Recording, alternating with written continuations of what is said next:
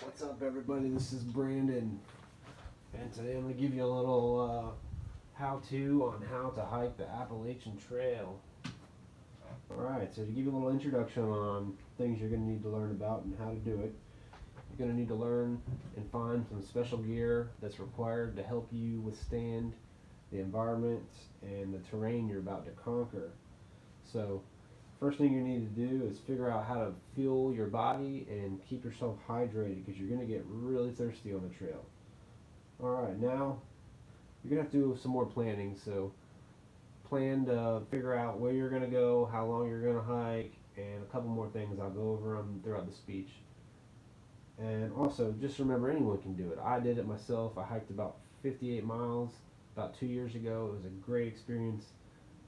It seems overwhelming at first, but once you get out on the trail, it's a test in your body. You're really going to love it. I actually named my daughter after one of the mountains, which was Roan Mountain. It was so awesome up there. There was snow and ice up there. It was a great experience. I really recommend getting out there and doing it if you're looking to do it. You're going to enjoy it. So just to give you a little takeaway thought. So you should, from after hearing this speech, you should understand the fundamentals on how to hike it, what you're going to need to hike it, and just some rules of thumb while you're getting through the trail to keep yourself prepared and successfully hiking it. So first, you're going to have to purchase a bunch of equipment. Some of it you can get new, some of it you can get used. I bought all my stuff off of Amazon and places like REI, but Amazon was probably my best option because they had everything. So first you're going to need to choose a big, large backpack. Mine was about 55 liters, I believe, and that was set up to carry about 5 days worth of supplies. So my pack loaded out was about 48 pounds, so you're going to want to just figure out what you can carry. You're going to want to train a little bit with it. I did that myself. You'll see in the picture over there, there's a whole bunch of equipment. All that has to fit in your pack. So you're going to practice loading it and unloading it just to make sure you get it how you like it. And everything fits, which is important. You'll strap some stuff on the outside, like I don't know if you can see clearly, but I got my flip-flops on the outside and just random things like that. Also, you're going to want to pick out a good set of hiking boots. I picked out a pair of low-top, they're kind of like hybrid boots. They were lined with Gore-Tex, but they were really comfortable. They had really good gripping for like rock and the slippery surfaces like ice and stuff like that. They worked great. I stepped in water a lot. My feet stayed dry. Cross streams, all that stuff. You want to make sure you got good feet protection because you're going to get wet feet if you don't, and you're going to get blisters and you'll lose toenails. It's not pretty if you don't take care of that situation. You want to make sure you have good socks. I use just normal good cotton socks. You don't want your feet to get wet or sweat and not dry quickly, otherwise you're going to be miserable. Also, when it comes to clothing, you're going to want something that performs well in both cold and hot environments, like Under Armour stuff that dries quickly if it gets wet when you sweat, or you're going to make sure you want to have layers that you can quickly shed throughout the day because it's going to warm up and cool down. I brought like a fleece. I brought Under Armour cold gear and hot gear, long sleeve and short sleeve. Just enough to have a variety and make sure it's light because all your weight's going to be critical in your pack whenever you start loading everything up. And also, you're going to have to get yourself a backpack tent or a tent that is extremely light. Leave all the extra stuff out. Like I didn't bring the bags for the stakes or the hiking poles. I just brought the actual tent, the stakes, and the poles to set up the tent. So all that extra stuff you just kind of leave alone. Just stuff it in your bag. Figure out a good way to stuff it in there so you drop weight. And you're going to need a backpack stove and enough fuel. You'll have to gauge your fuel by maybe just heating up a pot of water at your house and just kind of calculate how much fuel you use for that one cook, and then just multiply it by however many meals you plan on eating. You can use fire when you're hiking, but don't plan on dry wood. It's just so much easier after you've been hiking a long distance to just fire up your stove, boil some water, add it to your dehydrated meals, which you'll see I ate mostly dehydrated meals. I brought like some jerky and random trail mixes and stuff, but normally you're going to eat dehydrated meals. They're simple, they're easy, you can bunch them up real small, and they'll just throw them in your bag and you're good to go. And they're actually pretty good. I had breakfast, lunch, and dinner. There's all kinds of those out there, so I mean, don't worry about that. I'm not finding one you like. The breakfast ones weren't the best, but the other meals were really good, and it's pretty easy to figure the food situation out. Next, you're going to want to figure out just a good set of like hiking poles. Hiking poles are really good to have because they keep you balanced when you have that 50 pounds of weight on your back and you're climbing. And they just give you can actually leverage using your arms when your feet get kind of tired to keep building up your endurance and keep going on the trail.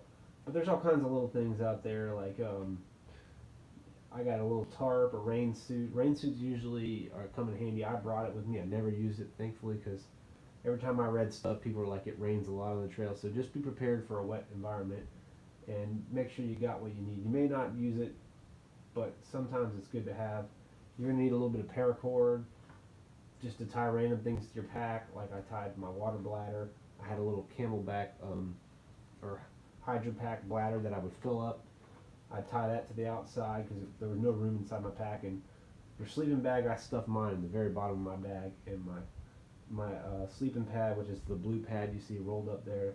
I just hooked that on the outside because it's pretty light. It's like styrofoam, so it weighs maybe like a half a pound at the most. Which I mean, it works out well. So that's a little bit about your gear you're going to need. So that's probably a good little base. If you want to get any questions, just let me know. I'll give you a little advice. I did it with a couple of family members, and we were all, none of us were professional hikers or really athletic. We just, planned for it. Next, one of the most important things, you're not going to keep going unless you stay hydrated. So the way to stay hydrated is you're going to buy yourself a handheld water filter, which you would carry with you. It's about 2 inches tall by maybe like 1.5 inches in diameter. So this you'll screw onto the top of, what I screwed mine on top of was the Smart water bottles. So that worked perfectly. It was like a liter of water, and I would fill that up with water from a stream that I found on the trail, and then I would screw my water filter to it, and then I would pump that into another bottle, and that would be my drinking bottle. Or you could drink directly from the filter. They also come with this little bladder, which you see in there, that really bright blue color. That thing rolls up so you can stuff it in your bag, and you can also use that for a water storage device too. So I was using like the Smart water bottle, I was using that rolled up bladder container, and I was also using the clear external water bladder that I show in that picture over there of me attached to my pack. So when you have all these, this will keep you nice and hydrated. You're probably going to be drinking like 20 ounces of water, maybe an hour to an hour and a half. You drink a lot of water because you get really thirsty. Because you're pumping some calories through your body. And calories are a big thing too. You want to make sure you eat plenty of calories to keep going. Even if you're not hungry at breakfast, you must eat a meal or else you're not going to make it. You'll know when it's time to eat because you'll be slowing down and you'll just find a spot on the trail to eat and drink water just to keep yourself going. Next, I want to give you a little intro on how to navigate the trail. So don't worry, you're not going to get lost. I mean, it seems overwhelming for somebody to go in the middle of the woods. Some people go do the whole trail, and that's thousands of miles. I myself did 58 miles, which was plenty for me. I think that's enough for you to get the experience to feel like you're surviving, you're carrying everything you need. That was about 5 days worth of hiking. So when you want to navigate the trail, there's several different markings, but some of them are just really kind of there for extras that you don't need. So you're going to need a white mark, which just means you're on your trail mark, you're going the direction you need to go. So you just look for those constantly as you're hiking, and once you see it, you just keep going that direction, and you'll find another one, and eventually you'll do your whole hike. In between those markings, you'll see a blue mark, which indicates there's a water source. So what you'll do is you'll come off the main beaten path towards that marker, and you will find water usually within 100 feet or sooner. So that's usually how you'll find water. Most of the time you'll have a good map that will tell you when those are coming and when the last one is. So you'll just gauge when you start and stop the hiking of the day to tank up near one of those, just in case there's not one at where you're camping. A lot of times you will find water at your campsite, which is normally just a clearing in the woods where you may see a fire pit, you may see just, a clearing where people have worn out a little bit to put tents. Some people camp at shelters. We didn't really camp at shelters because they just didn't seem as private. They were a little bit, I mean, sometimes you want to be near a lot of people for safety for animals and bears and stuff like that.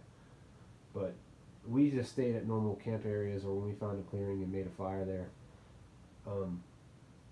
But the markings will help you navigate. As long as you know the white and blue markings, you're going to get to where you need to go. So don't worry, they're very easy to see. We got a picture here shown of one we saw on the trail. And this other picture down here was just, we were at Uncle Johnny's shelter. We stayed the night there just to get a little bit of a shower and clean up and just to get your mind a little rested a little bit and get a hot meal from like a restaurant because they'll take you in town to get something to eat. But there'll be little places like that. They're called hostels along the trail. What we did was we stayed at one after our first day just to make sure everybody could get through their first day, which is a great idea because our first day was about 13 miles and maybe about 10 miles. And that just gives you a good test. I mean, we carry all our gear about those first miles and it just, if your body can make it through that, you can get a gauge if you're good to keep going. So we did the first day and we hiked and we stayed at Uncle Johnny's, and then after that we went and continued the rest of our hike. So you could just plan it that way, or you could plan it like midway you get there so you can get a shower because it makes your mental state a lot better. And also whenever you're hiking, you want to look at the time of the year and the time of the day. So if you're hiking in the spring, you're going to want to, well, the spring's not as bad because spring it's usually about 60 to 75 during the day at the most. But in the summertime, you're going to want to hike early or late in the day because if you're in that midday where it's the hottest, you're going to be hot and your body's just not going to perform as well. So try to either hike at nighttime or hike early in the morning, which sometimes you just wake up and you just go when you go. So you'll probably adjust as you get out there, but you can kind of plan your mileage based on how long you think you're going to hike. We were hiking about 12 to 13 miles a day, which was about 8 hours of hiking. So you could split it up 4 and 4, or you could do it all 8 in the morning. So just plan that accordingly. And that's kind of how you're going to get your navigation through the trail. So to conclude, I went over everything like your gear, your water source, your food, time of hiking. Remember, you're going to be drinking a lot of water, so be prepared to have water containers. That's probably one of your most important. You can survive with a lot of things, without a lot of things, but you can't survive without water after so long. Make sure you get good gear. Research the reviews on the gears. Make sure you wear it, you test it out, you try it out, you break it in. Your shoes especially, you don't want to hike with brand new boots. You want to wear them for, I wore mine for probably about a month throughout. I just wore them to work. I walked around with them. I went on hikes with them. I didn't just wear them on the hike because I wanted to wear them and break them in and make sure they fit my feet good because your feet are going to benefit way better from a good set of broken in hiking boots than they are from one you just bought and you threw on that day and you went hiking. It's not going to be pretty. You're going to have blisters. You want to make sure they fit your feet good because you don't. I mean, your toes are going to pay for it regardless because you're not usually walking that kind of mileage. I lost a toenail. It is what it is. You get a little bit of blisters, but after a while, you can't not get that. I mean, you see a lot of people on the trail hiking and they're at the hostels recuperating, just letting their feet just rest. That's kind of one of the big things because you don't walk that far normally. Most people don't. Maybe you do. I don't know. But yeah, just remember you're gonna have a lot of fun. It's gonna be amazing seeing the change of scenery. There's all kinds of lookouts, all kinds of views. You're gonna see people on the trail. People have like trail names, and it's really interesting. It's things you would never think about. I mean, people out there. There are some people that hike the whole trail, and that's, they start at the end of the winter and they hike all the way to like summer, and then that's when they get to where they're at. I met a couple people that were doing the whole trail. Some people doing sections. The stretch I did was 5 days worth. That's plenty for me. I really enjoyed it. I want to go again. So if you're thinking about it, pursue it. I think it will be something you remember the rest of your life.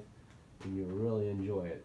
So that's pretty much how I recommend you go about navigating the Appalachian Trail. There's a lot of little details in there, and I consulted YouTube a lot. You can go to REI or Field and Stream. Maybe they have somebody there that's got a little bit of experience. But there's all kinds of tips and tricks and life hacks to get cheaper stuff, and it's it's an experience. I really recommend it. So thanks for listening. I hope you guys enjoyed. Um, I know this is a little different than my normal posting on my channel, but it's one of my fun little experiences in life. I think that anybody that does it is into any type of hobby would really enjoy this hiking. It just gives you a chance to connect with like nature and the environment and get away from cell phones and all the fun things that we use every day. But thank you for listening, and I hope you enjoyed, and